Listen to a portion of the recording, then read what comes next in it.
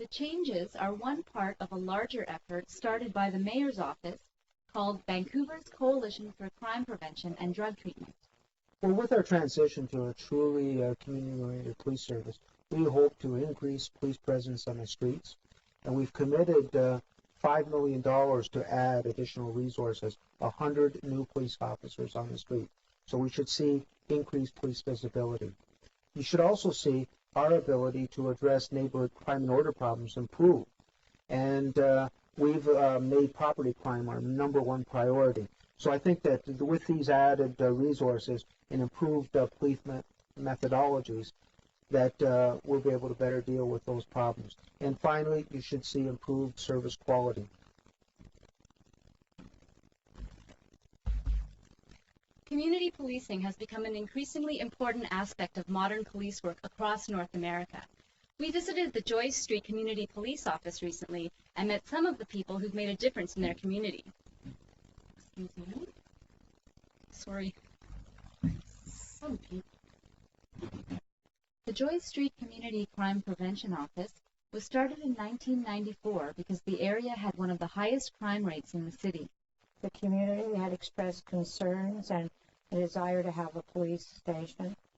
At the time, the police department had no money, and so we decided to start with the police a very unique, first of its kind in North America, a completely community-run, community-funded organization in partnership with the Vancouver Police Department. I can give them some literature or some pointers you can look into, and we'll head over and do it now. Okay, thanks. I'll see when we get that. Okay. Community police offices provide the public with a more accessible method of reaching constables than 911 or the police station. It gives police a chance to get information that might not have reached them in the past. There's a lot more interpersonal contact with the community members, and I think that's one thing that really surprised me since I've started doing this job, is that more and more people know you're there, they're starting to come in, and you're starting to get more information, and also you're getting information out to them. If you decide to go for window bars, I put the ones on that you can release from the inside. It's actually hard work, because both of us would prefer to blame the other for the problem, and both sides would prefer to have this whole issue like, it's all your fault, I pay you for the job, I just go do it. When you have to be responsible for some of the solutions, it's a little harder work.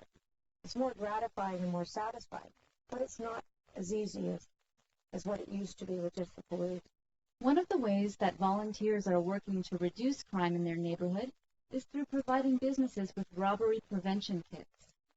These kits contain forms which help robbery victims provide descriptions of robbers and offer suggestions as to the correct procedure to follow in the event of a robbery. Things that I should make my staff aware of, and okay, this is tremendous. I notice that a lot of these things are in different languages also. Yeah, since this end it's a multi-ethnic community. Sometimes people don't really know how to don't know how to say the problems exactly, especially when they don't speak any English, and it's really nice to have them translate things and get their concerns out. We've gone through a stage where we've done a lot of reactive policing, where we react to calls for service, and we don't do as much proactive policing as we should do. And part of the problem with that is that we're so busy doing police work in general. So what we want to do is to get the community involved, to try to get them to help themselves solve some problems in their own neighborhood. And that, in fact, takes a lot of pressure off the police departments.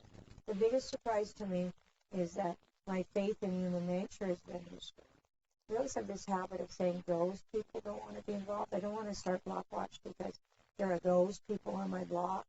My biggest surprise, I guess pleasant surprise, is those people have now become friends.